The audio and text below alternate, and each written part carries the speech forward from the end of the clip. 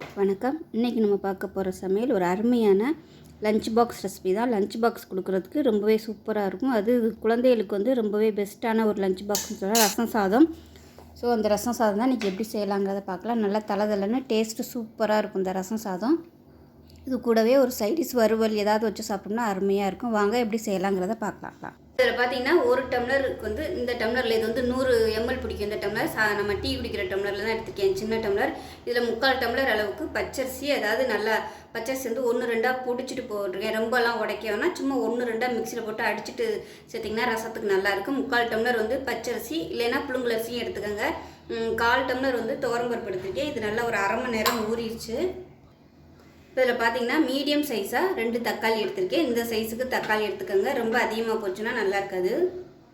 இதில் பார்த்தீங்கன்னா சின்ன நெல்லிக்காய் சைஸுக்கு புளி எடுத்திருக்கேன். புளி எடுத்து நம்ம எந்த டம்ளரில் அரிசி எடுத்தோமோ அதே டம்ளரில் 1 டம்ளர் அளவுக்கு தண்ணி, சுடு தண்ணி ஊற்றி நல்லா ஊற வச்சுருக்கேன். இப்போ ஒரு குக்கர் எடுத்துக்கலாம். இதில் வந்து தேவையான அளவுக்கு எண்ணெய் சேர்த்துக்கலாம். நெய் இருந்துச்சுன்னா நெய் சேர்த்துக்கோங்க, நல்லாயிருக்கும். இப்போ வந்து 1 டீஸ்பூன் போல் நெய் சேர்த்துக்கலாம். நெய் வந்து ஆப்ஷனல்னால் விருப்பம் இருந்தால் நீங்கள் சேர்த்துக்கோங்க. ஏன்னா நம்ம பருப்பெல்லாம் சேர்த்துருக்கிறதுனால ரசத்துக்கு வந்து நார்மலாக நெய் தாளித்தோம்னா நல்லாயிருக்கும் ரசம். இப்போ எண்ணெய் நல்லா சூடாகிடுச்சு. 1 டீஸ்பூன் கடுகு சேர்த்துக்கலாம். 2 வெந்தயம் சேர்த்துக்கோங்க, வாசனைக்காக நல்லாயிருக்கும். கொஞ்சமாக உளுந்து சேர்த்துக்கலாம். 2 வரமிளகாய் சேர்த்துக்கலாம். இப்போ வரமிளகாய் நல்லா அந்த அளவுக்கு ப்ரௌன் கலரில் வதங்கணும், அப்போ தான் நல்லா வாசனையாக இருக்கும். இதில் வந்து நம்ம பொடியாக நறுக்கினா தக்காளி சேர்த்துக்கலாம். தக்காளி நல்லா மசிஞ்சு வரணும், அந்த அளவுக்கு நல்லா வதக்கிக்கலாம். இப்போ இது பார்த்திங்கன்னா வீட்டில் வந்து நான் அரைச்சி வச்ச ரசப்பொடி, அதாவது தனியா, மிளகு, சீரகம், இது 3 மட்டும் பொடி பண்ணி வச்சுருக்கிறேன் ரசத்துக்கு நுணுக்கிறதுக்காக. இப்போ அதில் இருந்து 1 டேபிள் ஸ்பூன் எடுத்துக்கலாம். இப்போ 1 டேபிள் ஸ்பூன் எடுத்திருக்கேன். இதோட கொஞ்சமாக கருவேப்பிலை, இது கூடவே 1 பச்சை மிளகாய் சேர்த்துக்கலாம். அதோட கொத்தமல்லி தண்டு வந்து சேர்த்துக்கலாம். இதோட ஒரு சின்ன பல்லாக ஒரு 7-8 பல் வந்து பூண்டு சேர்த்துக்கலாம். நான் பொடியாக இருக்கிறதுனால ஒரு 7-8 சேர்த்துக்கிறேன். இது எல்லாத்தையுமே மிக்சியில் போட்டு 1-2 சுற்றிட்டு வந்துட்டு பார்க்கலாம். இப்போ தக்காளி வதங்கிட்டு இருக்கு. 1/4 டேபிள் ஸ்பூன் மஞ்சள்தூள் சேர்த்துக்கலாம். தக்காளி வந்து நல்லா அப்படியே தொக்கு மாதிரி வரணும், அப்போ தான் அந்த ஃப்ளேவர், அந்த ஜூஸ் எல்லாமே நல்லா ரசத்தில் இறங்கும். இல்லைன்னா உங்களுக்கு ரசம் சாதம் வந்து டேஸ்ட்டாக இருக்காது. இப்போ தேவையான அளவுக்கு கொஞ்சமாக உப்பு சேர்த்துக்கலாம். தக்காளி சீக்கிரம் மசியும். பெருங்காயம் வந்து என்கிட்ட இப்போதைக்கு இல்லாதனால நான் பெருங்காயம் சேர்க்கலை, இருந்தால் சேர்த்துக்கோங்க, நல்லாயிருக்கும். கட்டி பெருங்காயம்லாம் சேர்த்திங்கன்னா தாளிக்கையில் நீங்கள் சேர்த்துக்கோங்க.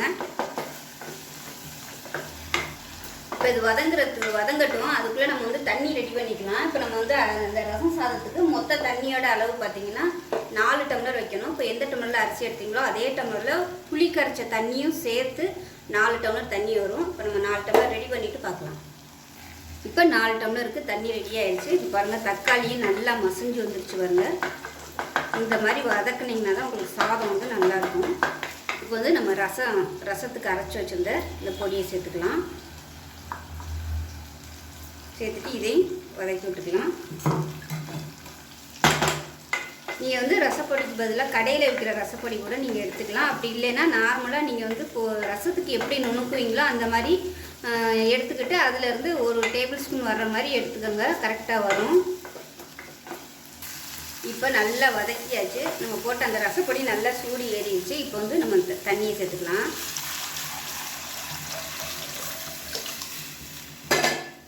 சேர்த்துட்டு நல்லா கலந்து விட்டுக்கலாம்.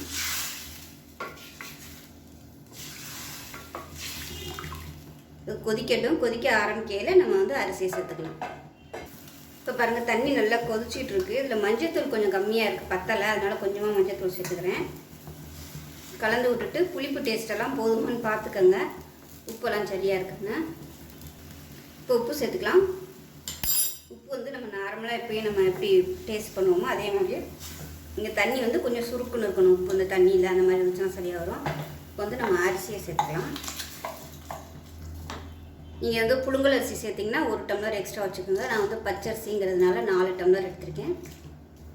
புழுங்கல் அரிசினா கொஞ்சம் வேகிறதுக்கு நேரம் ஆகும்.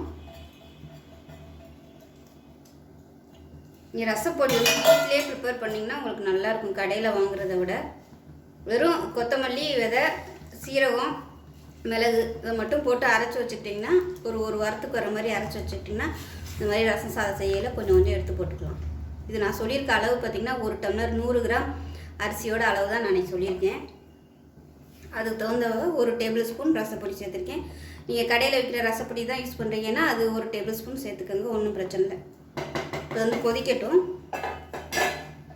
இப்போ நல்லா கொதிக்க ஆரம்பிச்சிருச்சு. கொஞ்சமாக கொத்தமல்லி இலை சேர்த்துட்டு நல்லா கலந்து விட்டுறலாம். கலந்து விட்டுட்டு மூடி வச்சிடலாம். மூடி வச்சுட்டு நான் வந்து சின்ன பர்னருக்கு மாற்றி விட்டுறேன்.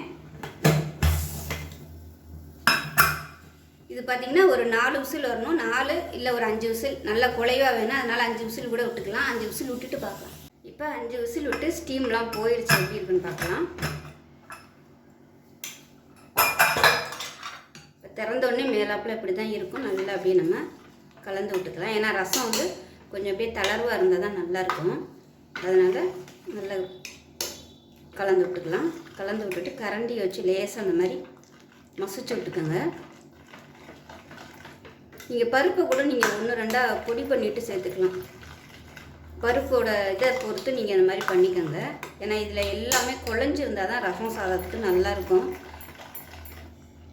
இப்போ பாருங்கள், அருமையான ரசம் சாதம் ரெடி ஆயிடுச்சு. இது ஆறுச்சுன்னா கெட்டியாக வரும். ஒருவேளை ரொம்ப கெட்டியாக இருந்துச்சுன்னா நல்லா தண்ணி வந்து கொதிக்கிற தண்ணியை நல்லா தளன்னு கொதிக்க விட்டு இதில் ஊற்றிட்டிங்கன்னா உங்களுக்கு எவ்வளோ தேவையோ அந்தளவுக்கு ஊற்றி திருப்பி 1 நிமிஷம் கொதிக்க விட்டிங்கன்னா உங்களுக்கு அருமையான ரசம் சாதம் ரெடி ஆயிடும். அவ்வளோதான், சூப்பராக இருக்கும். விருப்பப்பட்டால் இதில் மேலாப்பில் நீங்கள் நெய் ஊற்றிக்கலாம். பாருங்கள், தக்காளியெல்லாம் நல்லா மசியை விட்டு வதக்குனதுனால வெறும் அந்த தோல் மட்டும்தான் இருக்குது. பாருங்கள், இந்த மாதிரி தான் இருக்கணும். இல்லைன்னா அப்படியே முழுசாக இருக்கும். இதில் வந்து இந்த அளவு வந்து செஞ்சு பாருங்கள். ஒருவேளை உங்களுக்கு புளிப்பு வந்து கம்மியாக இருக்குது அது மாதிரி தெரிஞ்சிச்சுன்னா மீடியம் சைஸாக இன்னொரு தக்காளி சேர்த்துக்கோங்க. புளி வந்து இந்த அளவே சேர்த்துக்கோங்க. ரசத்துக்கு வந்து தக்காளியோட டேஸ்ட்டு தான் அதிகமாக இருக்கணும். புளி வந்து கம்மியாக இருக்கணும். அப்போ தான் ரசம் நல்லாயிருக்கும். அருமையான ரசம் சாதம் தளதளன்னு ரெடி ஆயிடுச்சு. இதுக்கு வந்து ஏதாவது ஒரு வறுவலோடு வச்சு சாப்பிட்டோம்னா சூப்பராக இருக்கும். பசங்களுக்கு நீங்கள் லஞ்ச் பாக்ஸ் கொடுக்குறீங்கன்னா இதை விட இன்னும் கொஞ்சம் தளர்வாக வச்சுக்கோங்க. தண்ணியாக வச்சுக்கிட்டிங்கன்னா தான் மத்தியானம் சாப்பிடையில உங்களுக்கு வந்து கரெக்டாக இருக்கும். சின்ன குட்டீஸுக்கெலாம் இந்த மாதிரி கொடுத்திங்கன்னா நல்லாயிருக்கும். ஸோ செஞ்சு பார்த்துட்டு எப்படி வந்துச்சுங்கிறத சொல்லுங்கள். வீடியோ பிடிச்சிச்சின்னா லைக் பண்ணுங்கள், கமெண்ட் பண்ணுங்கள், சேனலை சப்ஸ்கிரைப் பண்ணுங்கள், பக்கத்தில் ஒரு பெல் பட்டனையும் ப்ரெஸ் பண்ணுங்கள். நன்றி, வணக்கம். இன்றைக்கி நம்ம பார்க்க போகிற சமையல் ஒரு அருமையான ரசம் சாதம் குக்கரில் எப்படி செய்யலாங்கிறது பார்க்கலாம். டேஸ்ட் நல்லா அட்டகாசமாக இருக்கும். இதோட ஒரு வறுவல், அப்பளம் அந்த மாதிரி வச்சு சாப்பிட்டோம்னா அட்டகாசமாக இருக்கும். துவையெல்லாம் வச்சு சாப்பிட்டோம்னா சூப்பராக இருக்கும். ஸோ வாங்க இந்த ரசம் சாதத்தை எப்படி செய்யலாங்கிறத பார்க்கலாம்.